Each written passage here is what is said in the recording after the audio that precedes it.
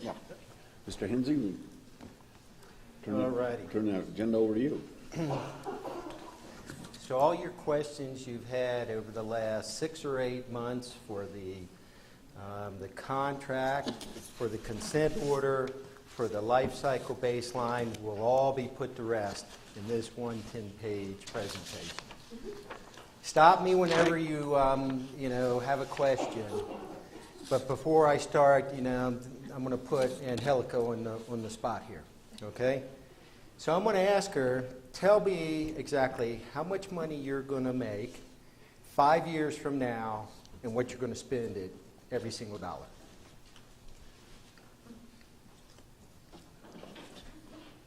I could make that projection with basic math. Okay, so she said that she could make up something. Okay, so the reason I asked that question, because that's what we're talking about here for life cycle cost estimate. Okay? What I'm about to show you is only as good as the assumptions that we used when it goes into developing this life cycle. It's not a baseline, it's a cost estimate. And there's a big difference. A baseline is when you have a project and you know exactly what to scope down to, what sort of labor that you need, how long you need them to work, and so forth. We are projecting out years for what this life cycle cost estimate. It's a strategic plan. And I will tell you, the one guarantee is that it is wrong. And when I say it's wrong, it's because at least one of the assumptions that we make, and I'll show you what they are, is not going to come true exactly the way that we assume it to be. Okay? So it's a strategic plan. It is a guiding path for us as we go forward when we develop near-term plans, tactical and operational plans, to make sure that we're on the right path to get the things done. And it's very important that I show you this here now, because this is tied directly to the consent order, and it's tied to the contract that we just, the RFP that we just talked about, because this baseline, this cost estimate, is showing you how, from that big picture planning perspective, we're going to achieve what we're trying to do in the consent order, and then it also lays out, here's what that contractor should be performing over the next 10 years. Okay? So let me get into this, and please, if you have any questions at any time, ask me. I've been doing these for over 10 years now, so I'll try to make sure that I answer your question fully. So stop me, please. Okay? Let's go to the next page here. Oh, is that me? Am I supposed to be going to the next page? Okay, so what you're seeing here is this is exactly what a life cycle cost estimate is comprised of.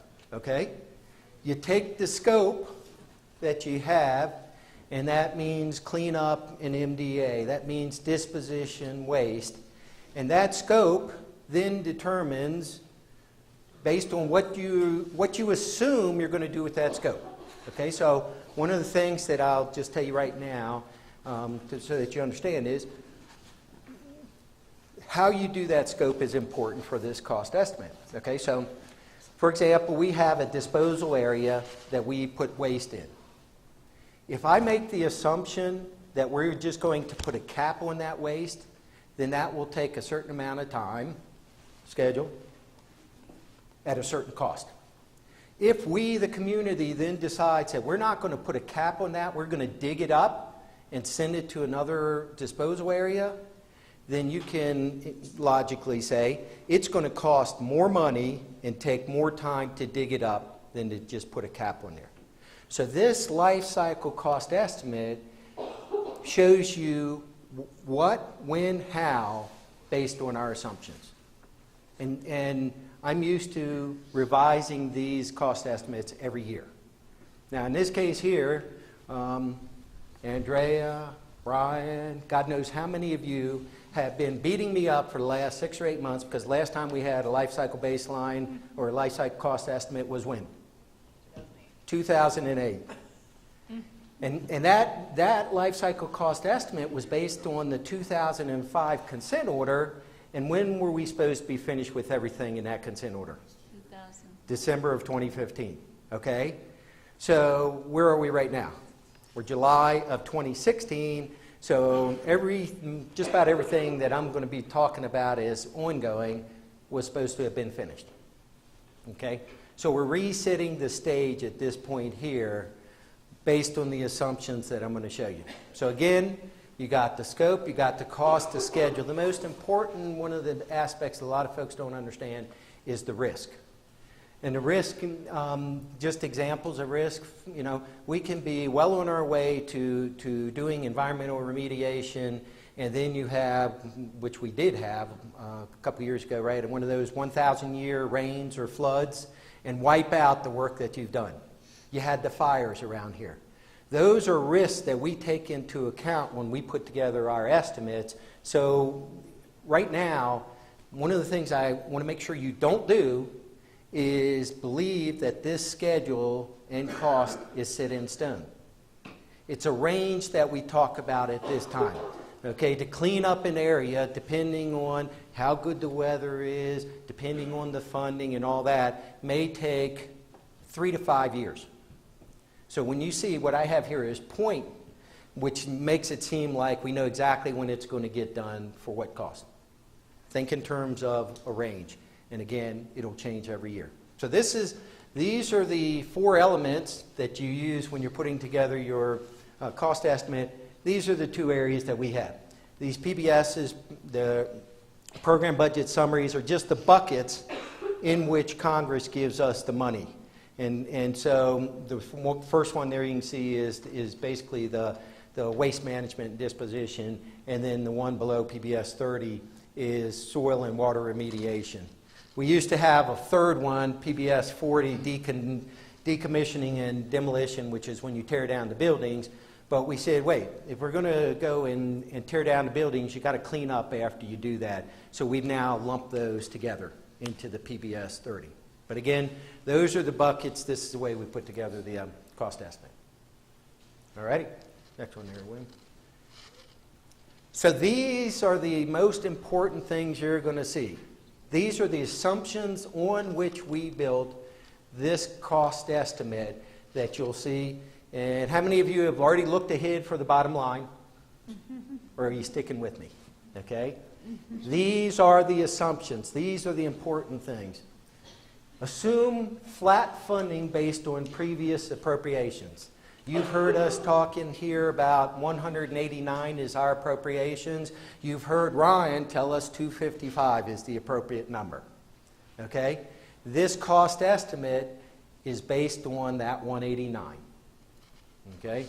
So that'll show you, you know, with more money you could say, well, then you can get things done a lot quicker. That's not necessarily true. Some of this work has to be done in a sequence. For example, you heard David talk about that we're taking back the CMEs for the area G, H, and L. And so we cannot clean up area G until we remove the waste from area G. We cannot remove the waste from area G until WIP can take the waste from us. You see?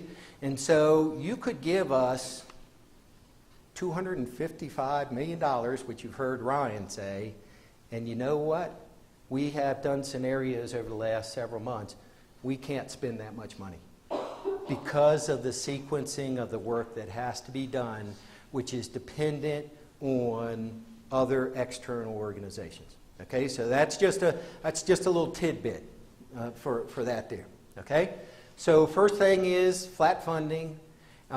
We don't even escalate the funding for, you know, saying that we know costs are going to go up. The costs are assumed to go up at roughly between 2.4 and 3% a year.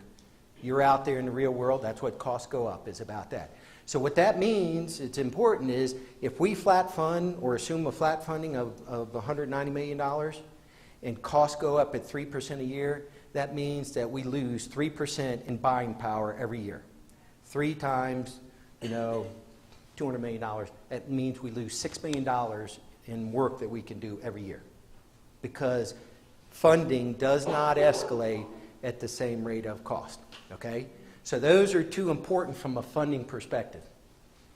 Efficient transition to the new EM contract in 2018, okay?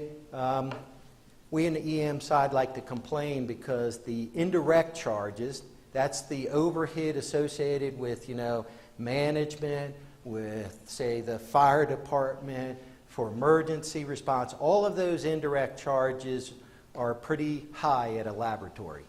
And it's just a fact, fact of life. If you do work, you pay into that to make sure that the roads, the infrastructure gets maintained.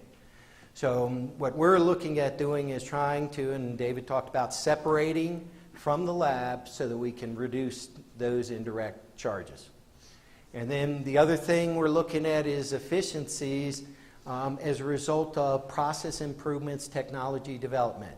We would hope that over the next 10 years or whatever, that we would come up with better, faster, cheaper ways of cleaning up. And so that's assumed in this into this life cycle cost estimate. So therefore, the cleaning up becomes cheaper. And our assumption, you can see there, is 15 to 20% over what it costs now to clean up. That's pretty significant bar that we have to reach to make that assumption. So again, when I talk about why I said that this cost estimate will be wrong, is because I bet you we don't get exactly what that cost efficiency is that we assume here. Okay. Aligned to the 2016 consent order. The reason that we're releasing this now is because we had to make sure we understood the sequencing of scope within the consent order. You all have seen, you saw the draft consent order. You saw how it was Appendix C talked about campaigns, and it was the sequencing of the campaigns. So what we had to do was build this cost estimate based on that sequencing. Soil and groundwater remedies identified. One of those I already told you. Capping as opposed to cleaning up. And again, it's not that we have determined the way it's going to be done. We have made that assumption for this cost estimate. As we go forward and we determine those actual remedies, if the remedy is, for example, to dig up versus capping, we will just go back there and come up with a cost estimate for what it costs to do it that different way versus the way that we have assumed. And that just means more time, more money. And that's just a fact of life, and we have no, I personally have no concern, none of my folks have a concern, but it's what's best for the community, the country, and so forth. And that's why Katie, as part of the consent order, said, we're not dictating what the remedies are. That's to be determined as we go forward into the future. Efficient and effective processes and systems, the regulatory framework. You heard Ryan say on just about every discussion on the consent order, we've done a lot of investigation up to this point. We've put a lot of documents back and forth between us and NMED. Now it's time to get out there and get the work done, to clean up. In my view, until you actually move dirt, take away the contamination, you haven't really done a thing. We can trade paperwork all we want to, but you got to get out there and actually do the work. That's what this is trying to get to. And then currently identified scope. There will be things out there that we discover, just like we discovered the chromium plume. We did not know about that until about the 2005 time frame.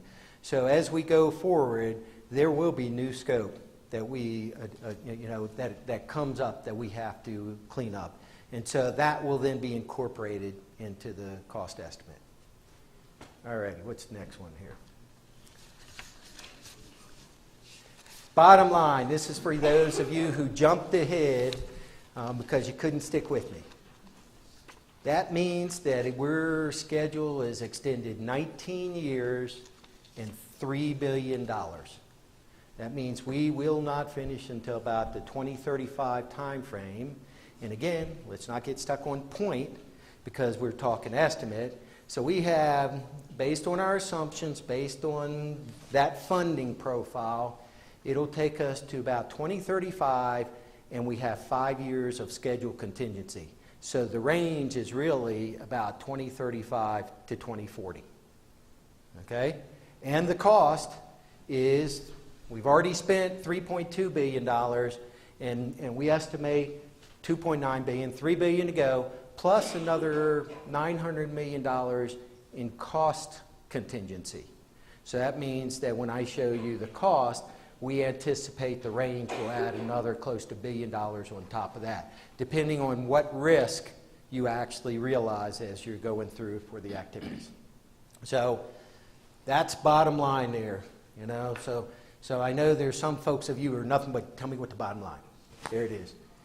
Between 19 and 24 years, and $2.9 to $3.8 billion is our estimate, based on our assumptions. All right. So these are, you know, the drivers as to why it's now leading to that 19 to 24 years and that $3 billion. I talked about the additional scope. The chromium contamination project, right now we have an interim measure to try to arrest the plume as it migrates to the south. And then we'll have a final remediation, again, through public participation for how we actually attack the source of that chromium contamination. And again, that was new scope. That was not in that original 2005 consent order. WIP shutdown. You know, that's us, right? So because of what the drum that we sent down there, WIP's now undergoing an extensive reopening recovery schedule, and one of those, which I think we've had J.R. Strobel come up here on at least one occasion, one of the big things is the ventilation system. They have a capital asset project, a couple $100 million, to put in new ventilation. That will not be done until 2021-ish timeframe. So even though they may start up here later this calendar year, it'll be a limited operations taking limited shipments down there. So you're not going to see more extensive shipments until the 2021 or beyond timeframe. Again, David and we've talked about priority because you got a lot of sites that have transuranic waste throughout the country. And what's the priority once WIP fully opens?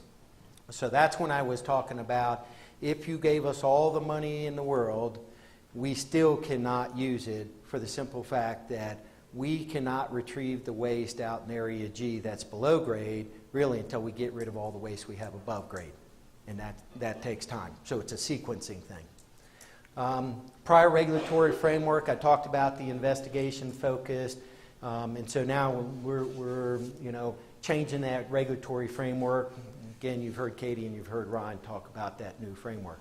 And then here's the other things, the northern New Mexico wildfires and the rains. That actually wiped out work that we had done.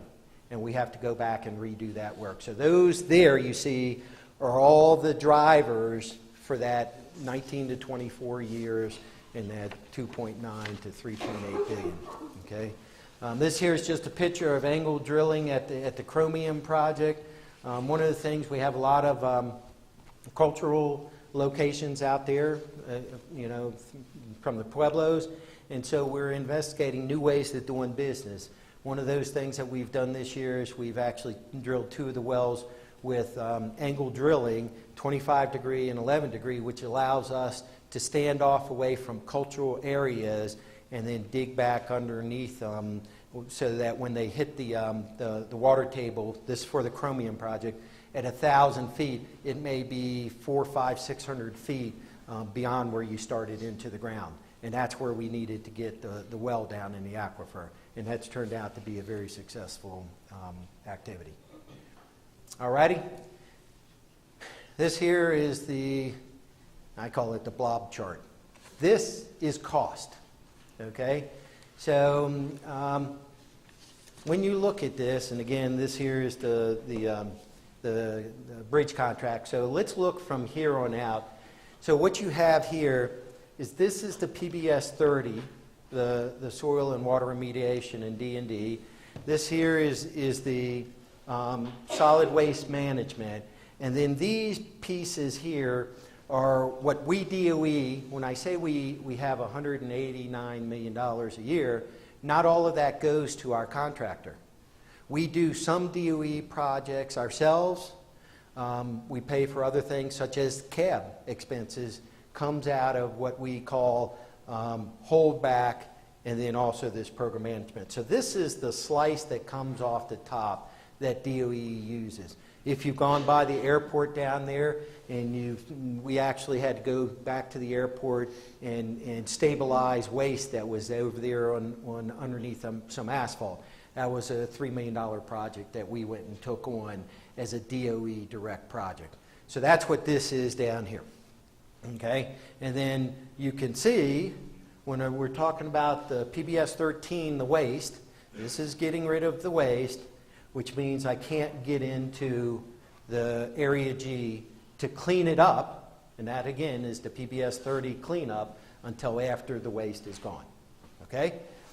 So let's go and ask the question, what about that $255 million? Okay? Well, the fact is, because this here is limited by WIP and our ability to get out of area G, if we have money in excess of that 190, it would go to this portion to pull this here forward a little bit. Okay? So we've done, like I said, we've run scenarios, and we probably, until about this time frame for about the next 6 or 7 years, we could probably spend about $225 million. But again, all that means is you pulled this part forward, and then all of this goes away. You're still left with this portion. Okay? Does everybody understand that? That's why throwing money at the problem doesn't necessarily solve it. And then this red line here is what is called management reserve. This is what the contractor gets that they control to address risk in their activities. So we, DOE, have some portion that we account for. They, the contractor, have it as part of their funding. So when things come up during the course of the year, they can resolve the problems. Any questions on that? Okay. So this is that big picture schedule of where we're going. You can see up here, this is the PBS 30, the soil and water remediation. This here is the PBS 13, the waste management. And then you can see, of course, the base programs that equated to the other page. The red is what is called the critical path. So everything goes through here. You can do all this other work, but this determines the schedule for when you actually get completed. Okay? And this is exactly what I told you before. Here is the waste disposition. This is where you have the operations. These are some of the scope that's out there. The cell liners, pit 9, trenches A and D, and there's the 33 shafts, right? And Helica, you asked about that. That's when you get to that right there. What's that time frame? 28, 29 time frame, okay? That's why David told you that's not in the scope of this contract, because it's beyond that 10-year period, okay? And so you will see waste management then leads us up to when we close out Area G. And then when I talked about that funding in excess of the 189, you could pull some of this forward, and it gets done a little bit earlier, and it'll save some money. I think we figured out of that close to $3 billion. If you had more funding up front, you could save up to around maybe $200 million. But not significant savings, because you still have to do this in the red. Okay? Questions? Go ahead. So When you're talking about additional retrieval of waste, what is your assumption that Area G will actually be ready to start addressing the underground stored waste? You're talking about the retrievals and so forth, You're and that's looking at- exactly what our kind of planning is right now. Our focus, our number one priority during the bridge contract is the nitrate salts, to treat the nitrate salts and eliminate that. Then when a new contractor comes in, and you heard David say, in the 18 time frame, the new EM contractor is going to come in there. We talked about having the safety basis and the BIOS, the basis of interim operations. Well, that 18 time frame was when they're going to start planning for what they're going to do and how they're going to do these retrievals. And we have somewhere around 2,000-ish drums above grade right now. And part of the issue is until you go and ship those off to WIP, make sure that they meet the new WIP WAC and we can get rid of them, we're not, from a safety perspective, going to retrieve waste with the amount of waste we already have above ground. So how are you addressing how much time it's going to take you to get the rest of the waste off of the surface at Area G? And that's this operations. That's what you're seeing here. So this is the operations to take care of the waste above ground, so we can then get into the retrievals in that 2021-ish time frame. You're welcome. Max, next. Good afternoon. A couple questions on your. You gave us a presentation in November of last year, and you. You going to hold me to a November presentation, Max? Man. Okay. The presentation, we went over all the scopes. Yep. And in there, you talked about some of these projects, and we needed to provide priorities for you on some of those projects. And so now we're hearing that we can't work on Area G until these other pieces are completed. But that, on my notes, I really don't see that you really asked us to give you a list of stuff that we wanted to work on. One of the issues I have is the indirect cost that was charged, the 8% as that November 21st presentation. That's $15 million a year that just goes to whoever's overhead, not including some of the other labor costs that are in there. So how can we provide feedback to you to reduce some of these operational costs and put them towards more of the chromium and some of these more urgent issues? Because if you add, just take chromium over the 10 years, that's $13.9 million. That's not very much money that's actually being attributed to the chromium when you really look at it from a year-to-year basis. But if you add another $5 million, truncating that timeline is very important, because as time goes out, as you mentioned it, the costs get, you have your escalators of about 2 to 3%. Okay, so let me put you on the spot there, okay? You could take $5 million and put it in chromium. To do what? We are spending all the money that we can right now for the interim measures to arrest that plume, for the simple fact we don't have a final remedy. So even if you say put $10 million on the chromium, I don't have any activities that money can be spent. That's why it's more than just throwing money at it. So in that case there, you're exactly right.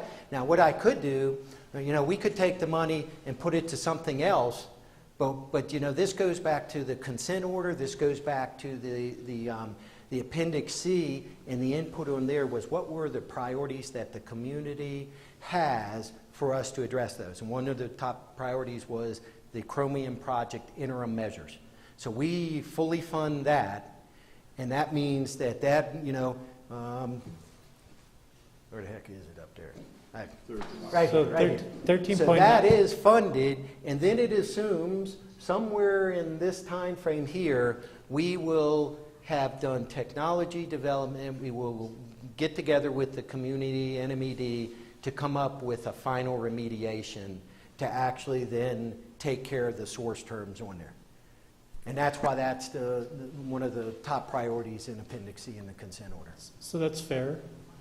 But what it looks like when we provide input to you, on a list of projects you wish us to work on.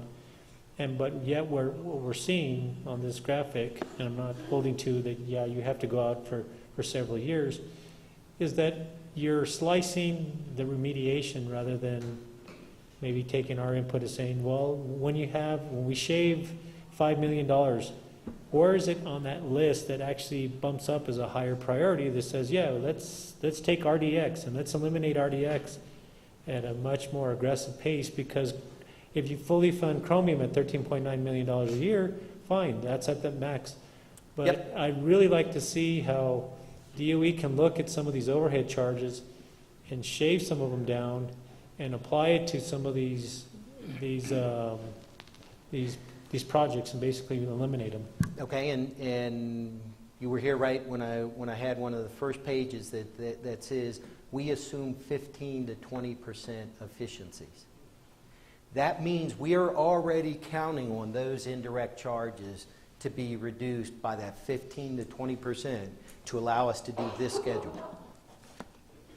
And that's why I say the odds of us being successful, I'm not saying it will or won't, but again, we already cranked that into that at a 15 to 20% reduction from what we have experienced up to this point.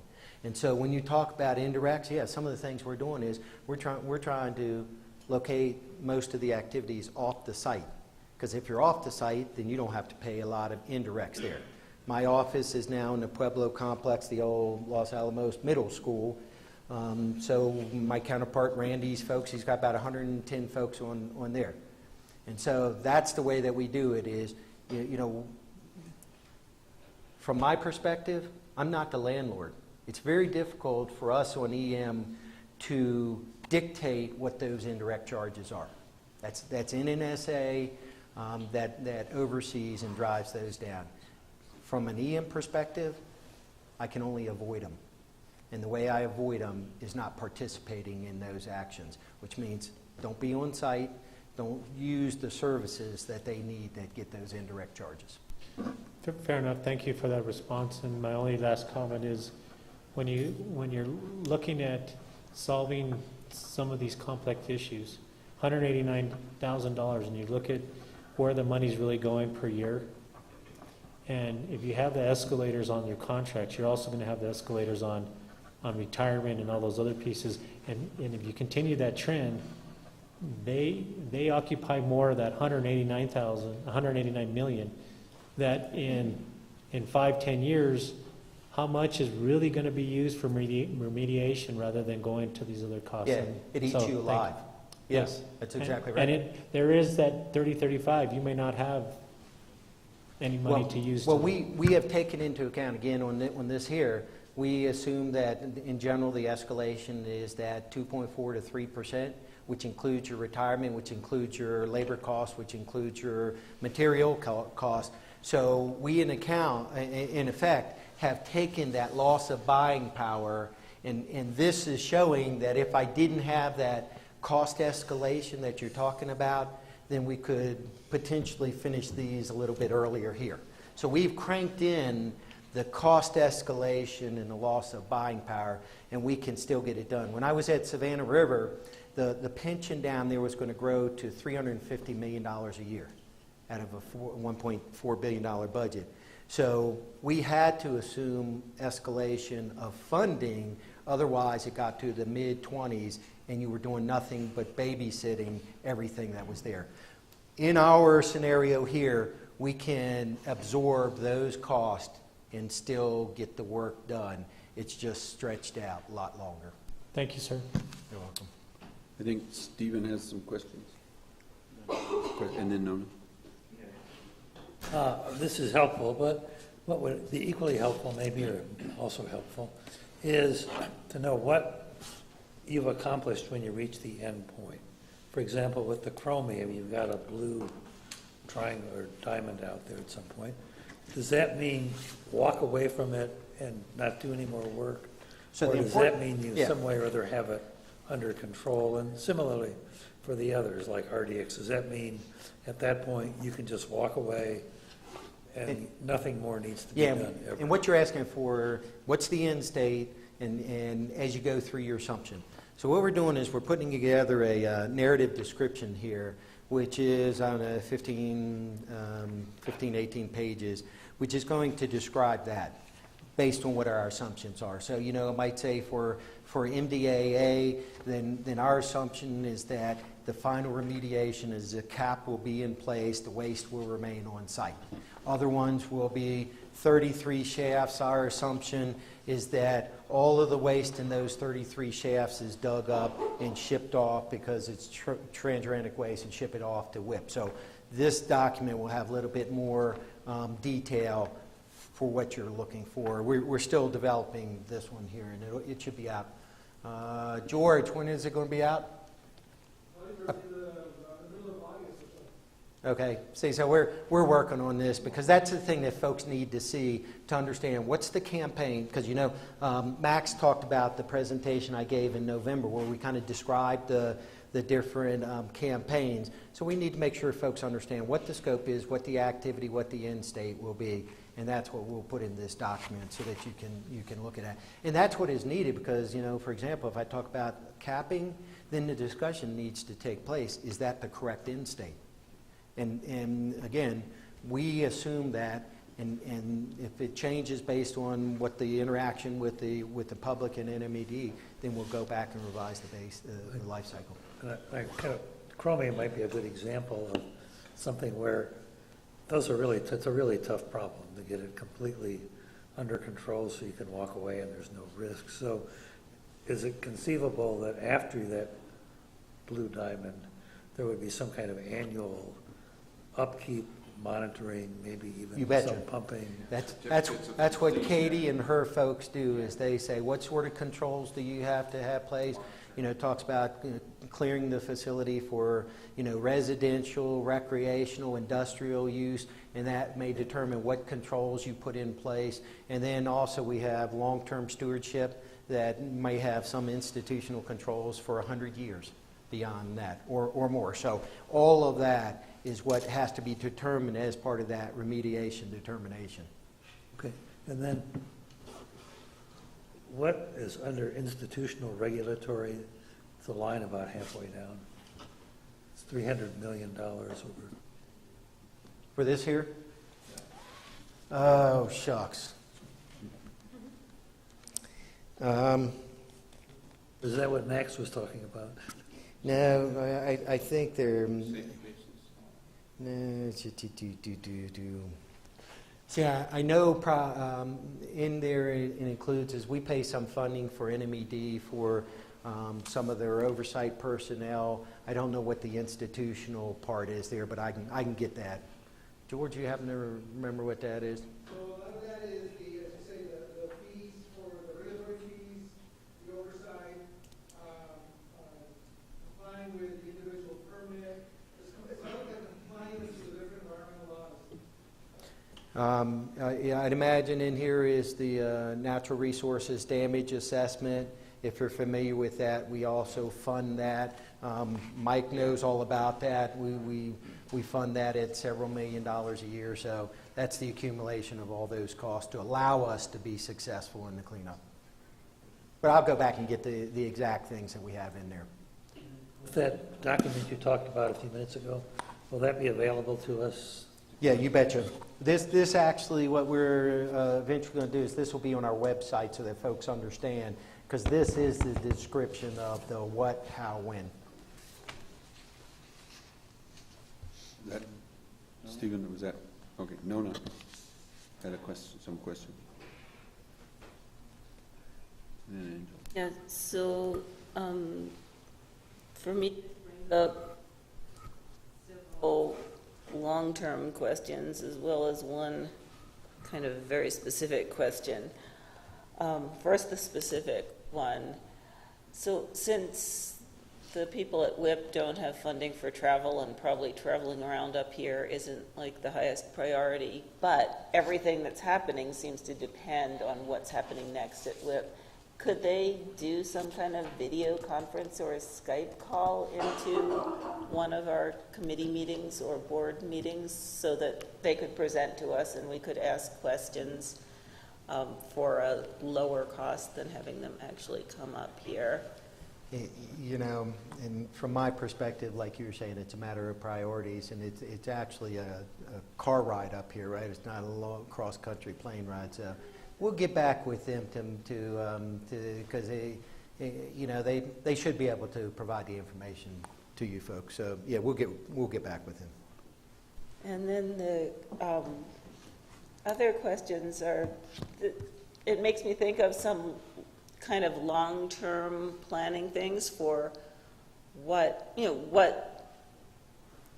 lab is continuing to do in the future. And when, say, the lab plans another development project, or a project that they're doing outside of the EM, their regular mission, such as if they're making more pits or testing something like that, is the cost of cleanup, taking into account all the contingencies and risks and everything that you're talking about here, calculated into their estimated cost of that project?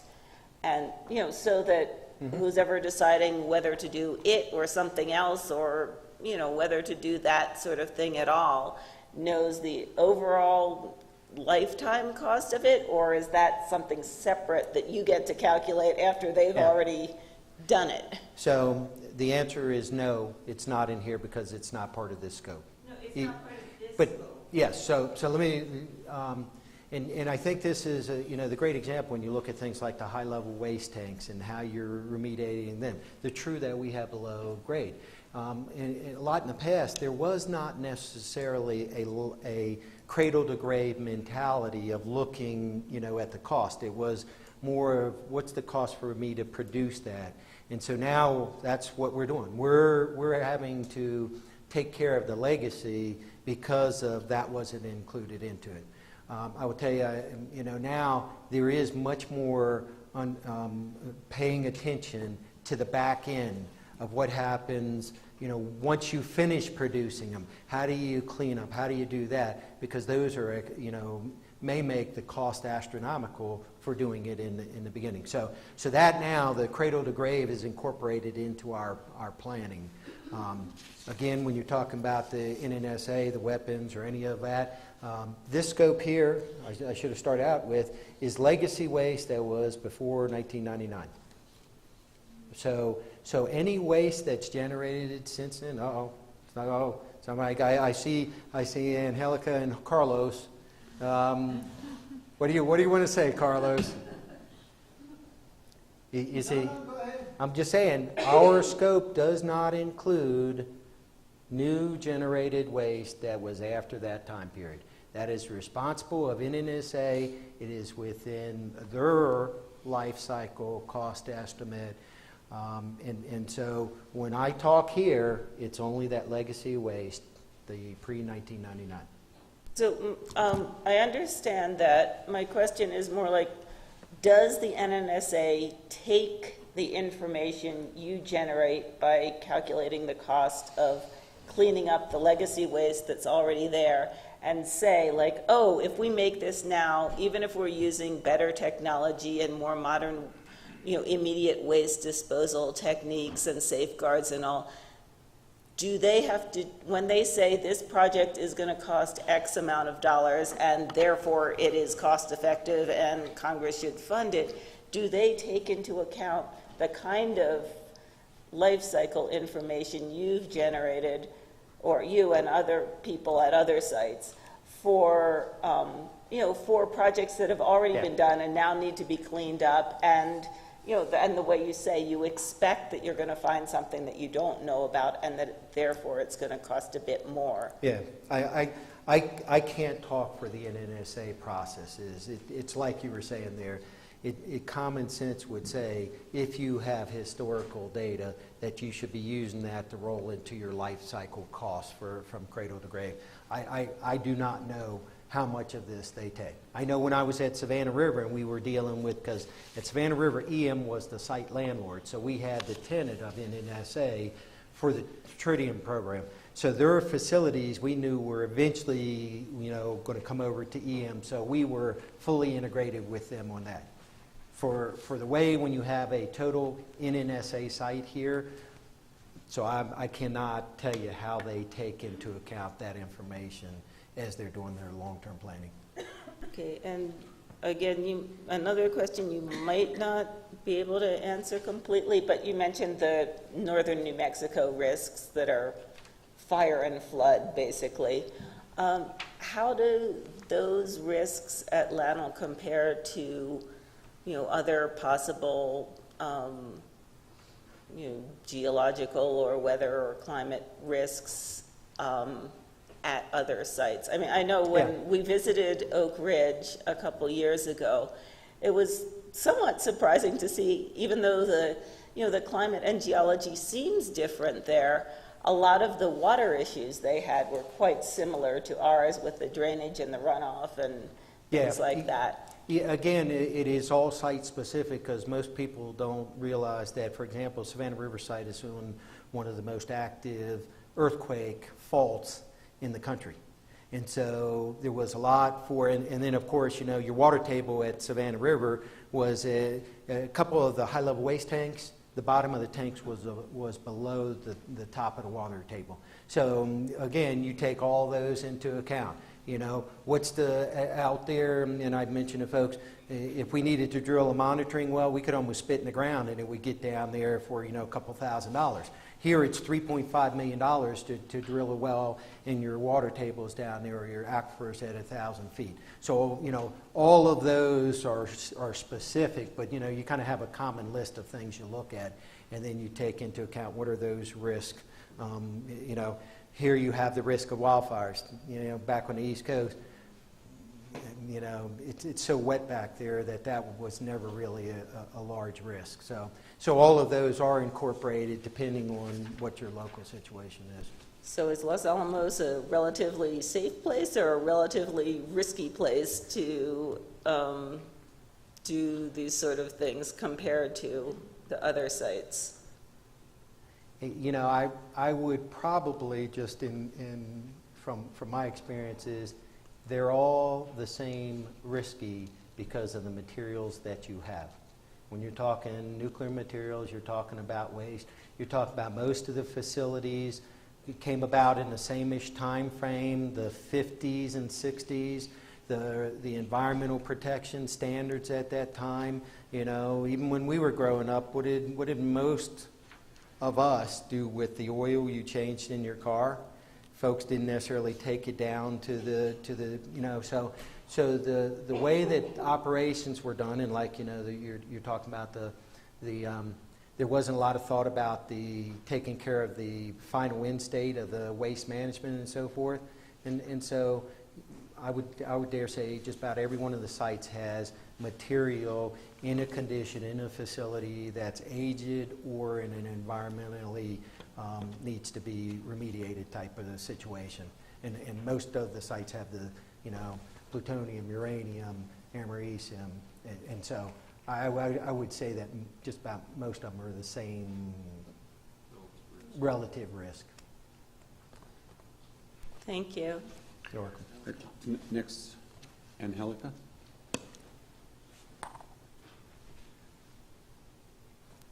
Doug, did you say when the full baseline report would be available? When the full what? Baseline report?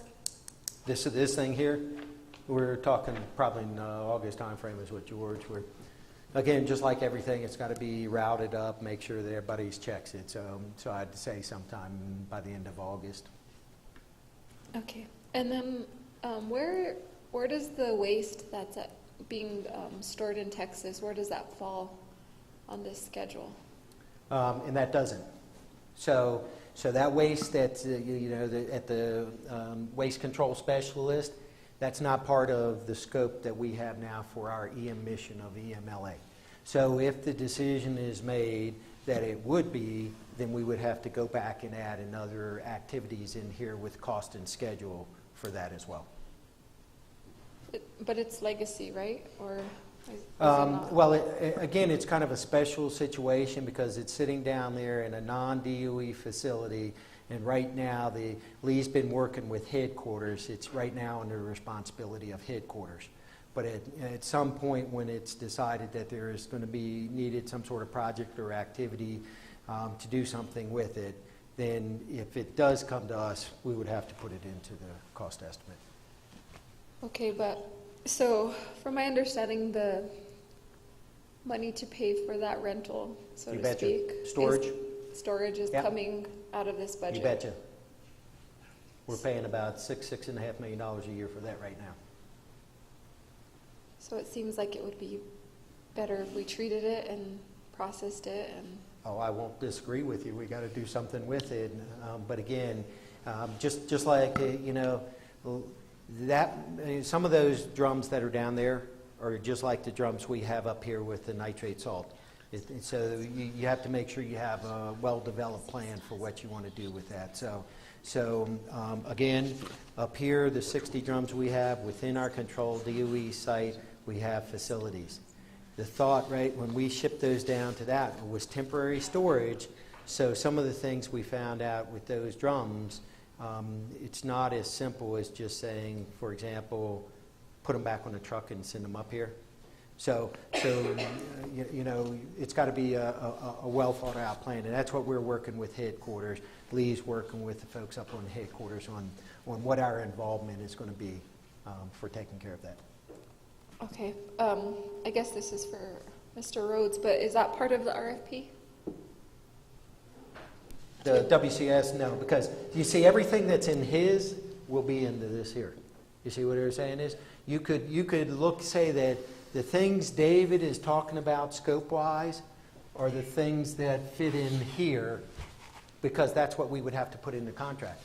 Anything that you see on this life cycle cost estimate within the next 10-year period would some way, shape, or form be in his, the RFP that they give out to the contractor, because we would expect the contractor to be doing everything in our life cycle cost estimate through that 10-year period.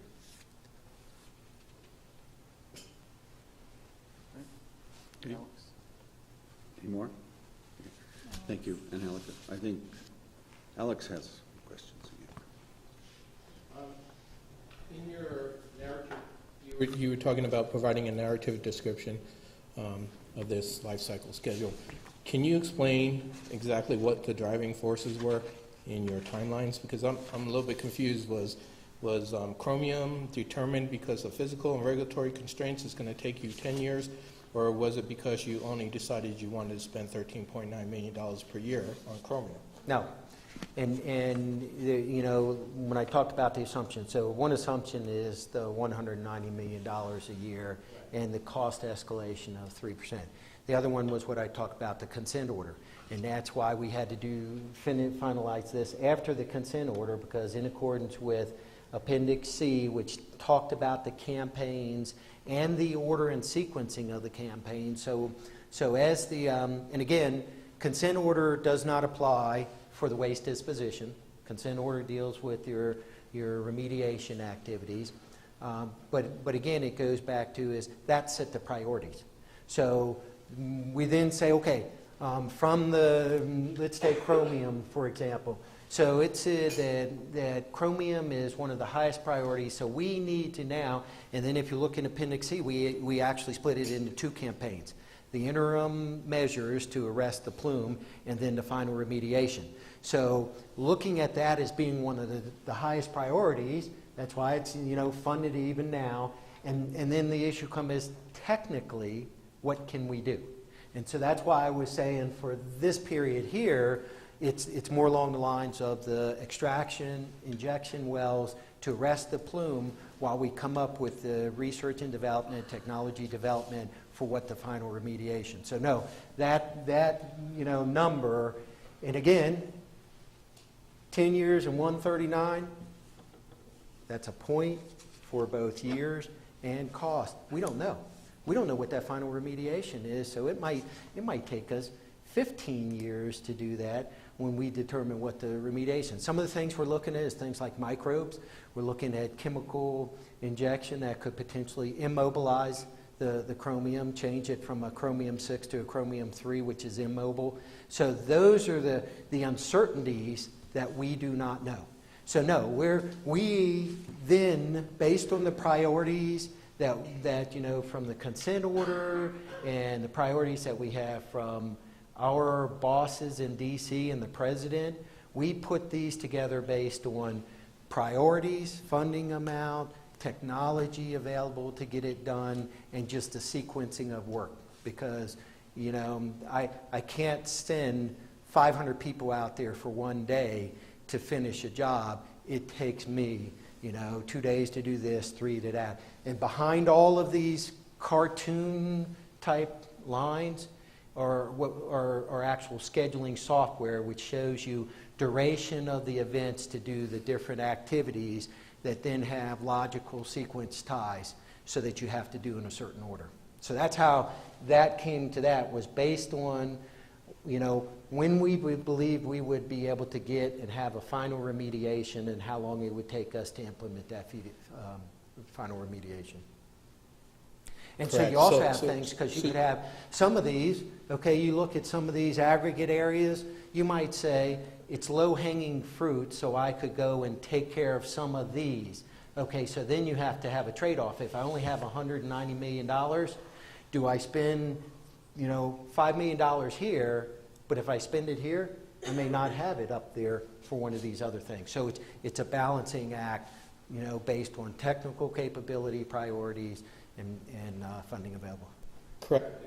And so what I'm saying is it appears that you already have assumptions built into these timelines. Like it's going to take us 5 years Yep. to do investigation and drilling, and then 5 years for remediation. So is it possible to give us some of those breakdowns? Yeah, in that's the what it'll be narrative? in this here. It'll show you by the campaigns and what we anticipate the time frame and so forth. And like you know, Stephen was saying, what's the end states that we're trying to get and all of that. So yeah, because you need this document. That's really nothing but a cartoon. And if I showed you what is the Primavera scheduling software in the thousands of activities, your eyes would glaze over and you really don't care. You want to look at this here in a consolidated form. And that's all I have George doing night and day. He doesn't even go home. He just works on that every round the clock. Randy, what did you? I just wanted to, Mr. Chairman, if you don't mind. Yes, I was going to call on you. We're spending a lot more than $13 million this year on the chromium project. That's an average over the 10-year plus period. We're investing in a major infrastructure for extraction and injection wells. Since the January-February timeframe, we've drilled 6 wells, and Doug mentioned that those are $3.5 million each. So now we have an array of extraction wells and injection wells, and we're going to be installing the piping to connect all of that infrastructure. Once that's in place, we'll be in an operational mode for the interim measures that Doug referred to. And so the cost for the chromium will go down as we're just letting that system do the work. But the chromium project, Doug kind of alluded to this, it's a project is either technology limited in its schedule or funding limited in its schedule. And the chromium project is technology limited. We're going as fast as we can from the technical strategies that we've got agreement for. And it's so if you threw more money at chromium, we wouldn't know how to spend it at this point. We're going as fast as we can, and the technology is the way to do it. I completely understand, and that's why I'm asking for those assumptions to be built into the narrative, so that we know that, you know, if you move forward faster on investigation and drilling of wells, then we could move to the remediation phase even that much quicker. Potentially, that's correct. And so that's a good thing that Alex is bringing it up. Don't assume that all of these are take the number of years and divide by the dollar and it's a level funded. What in this one here, like Randy is saying for the chromium, of that 139, you know, you might have $40 million up here in the first 3 years, then 2 or 3 years of operating the facility, And then based on our assumption, then you start another big project that might be $70, $80 million project to do the final remediation. This doesn't show any of that. But that would show it in this descriptive, because those are two separate campaigns. So it would show an interim measures campaign and then the final remediation. Yeah, well, That'd be great, thanks. Sure. I wondered if we could go ahead and let Randy sum up on his presentation. Not Randy, I mean Doug. Sum up on his presentation. All righty, let me see what I got next on there. Yeah. You just have those. This here is just kind of, again, what I talked about tying to the consent order. And this is just showing how we go through with the NMED to determine what those enforceable milestones for that next year are going to be, and how we just have the discussions based on what the appropriations actually come out to be. One of the things that a lot of people, and I've said it before in here, is there's two sets of thoughts. One thought is, if I put in enforceable milestones, that'll drive Congress to appropriate funds to do that. The other is that Congress does what they want to. In my 20-some years in Department of Energy and the years before that in the military, Congress will not be dictated to, for the simple fact, if it was that easy to put in enforceable milestones and get the appropriation, wouldn't everybody be doing it? And so what ends up doing, if you put enforceable milestones that don't have any, a reasonable or projected funding attached to it, then you just end up with fights between the state and the Department of Energy. And so that's one of the things. This here is more of a recognition that, working together, partnering, we can get more work done instead of beating heads. And all I will say is, if you've been out to Hanford and seen some of the things, I'm not, I have to be careful in the way I say this.